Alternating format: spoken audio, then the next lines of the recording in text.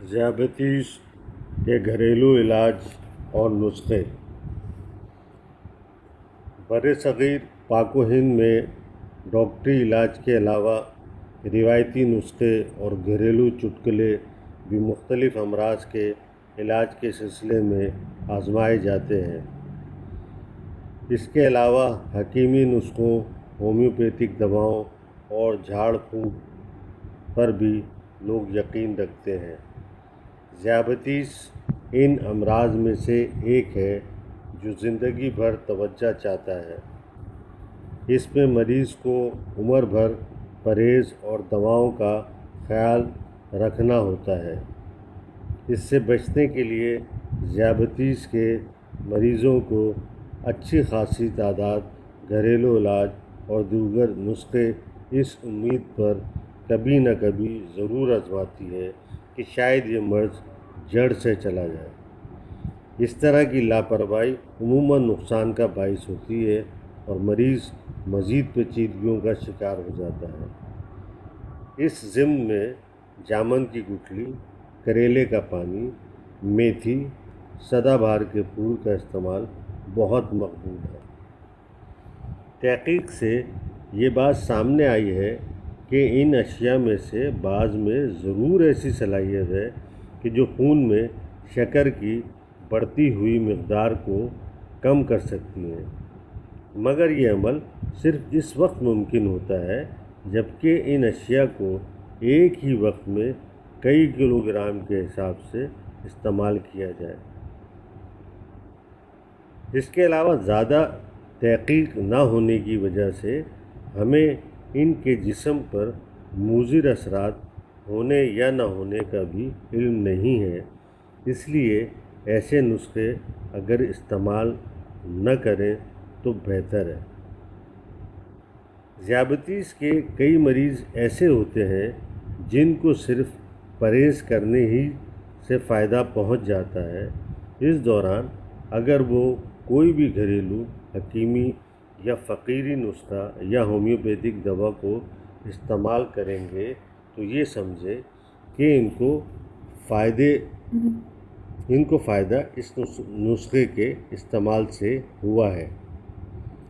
ہمارے ملک میں بعض افراد سوچے سمجھے بغیر مریض کو علاج کے بارے میں مختلف مشورے بڑے یقین کے ساتھ دیتے ہیں، یہ جانے بغیر کہ ان کا یہ مشورہ مریض کے لیے نقصان کا باعث ہو سکتا ہے۔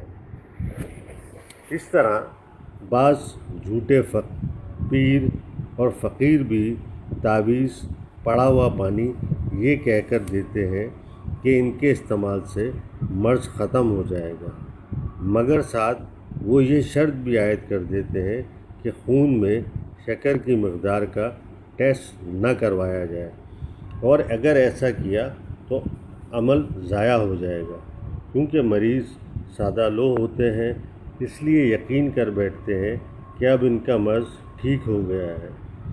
جو مریض ایسا کرتے ہیں ان کے جسم کے اندرونی اعضاء کو نقصان پہنچتا رہتا ہے اور آخرکار ایک عرصے کے بعد وہ مہلک پیچیدگیوں کی شکل میں نمودار ہوتا ہے۔ یا بعض اوقات یہ بھی کیا جاتا ہے کہ ڈاکٹر کی دوا اور پرہیز بھی جاری رکھیں اور ٹونے ٹوٹکے یا نسخوں کو بھی استعمال کرتے رہیں، اور ایک مخصوص عرصے استعمال کرنے کے بعد ذیابیطس کا جڑ سے خاتمہ ہو جائے گا۔ یہ تمام باتیں لغو ہیں۔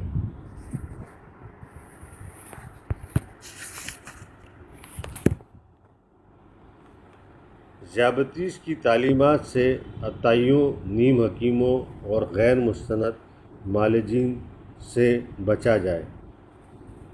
آپ نے اکثر اخبارات میں، ٹیلی ویژن پروگراموں اور دیواروں پر اشتہارات کی صورت میں یا سفر کرتے ہوئے ہینڈ بل کے ذریعے مختلف نیم حکیموں، عطائیوں اور غیر مستند معالجین کے دعوے دیکھے اور پڑھے ہوں گے کہ شوگر کا شرطیہ علاج یا ایک ہفتے میں شوگر سے شرطیہ نجات وغیرہ وغیرہ۔ یہ تمام تر محض جھوٹے دعوے ذیابیطس کے مریضوں سے پیسے بٹورنے اور اپنے غیر قانونی ذاتی مفاد کے حصول کے لیے ہوتے ہیں۔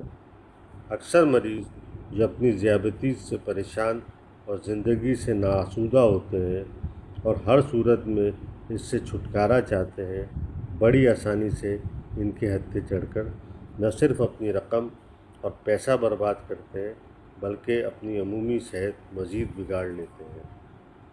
باقاعدگی سے مناسب اور صحیح علاج پرہیز نہ ہونے کے بعد ذیابیطس کی پیچیدگیوں میں مبتلا ہو کر اپنی زندگی عذاب بنا لیتے ہیں۔